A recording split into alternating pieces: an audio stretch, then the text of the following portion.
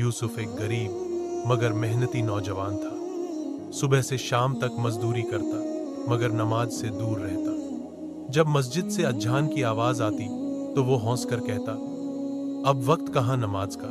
उसकी बूढ़ी माँ उसे समझाती, बेटा मेहनत से रोजी मिलती है मगर बरकत नमाज से आती है। मगर यूसुफ की दुनिया बस काम और थकान तक सीमित थी। वो नहीं जानता था कि जब अल्लाह बुलाता है और इंसान नजरअंदाज करता है तो वो बुलावा एक दिन सख्त इम्तिहान में बदल जाता है। एक शाम काम से लौटते वक्त बिजली गिर गई और यूसुफ के दोनों पैर जवाब दे गए। अब वही आदमी जो हर रोज दौड़ता था बिस्तर पर कैद हो गया। उसकी माँ रोती रही और यूसुफ अज्जान सुनकर तड़प उठता।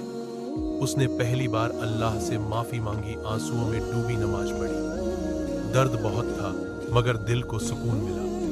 दिन बीतते गए और धीरे धीरे उसके पैरों में हरकत लौटने लगी। डॉक्टर हैरान थे मगर यूसुफ समझ चुका था यह किसी दवा का नहीं बल्कि नमाज की बरकत का असर था।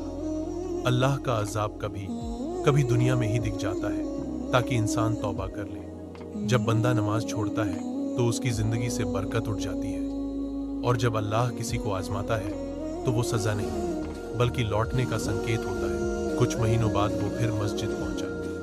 सजदे में गिरकर बोला, या रब तूने मुझे गिराया ताकि मैं तेरे सामने झुकना सीख सकूं। अब वो हर अज्जान पर सबसे पहले मस्जिद जाता और लोगों को कहता, नमाज छोड़ना बरकत छोड़ने जैसा है।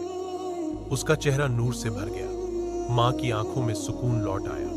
यूसुफ की जिंदगी सबके लिए सबक बन गई कि जब बंदा नमाज भूलता है तो अल्लाह उसे याद दिलाने का अपना तरीका अपनाता है।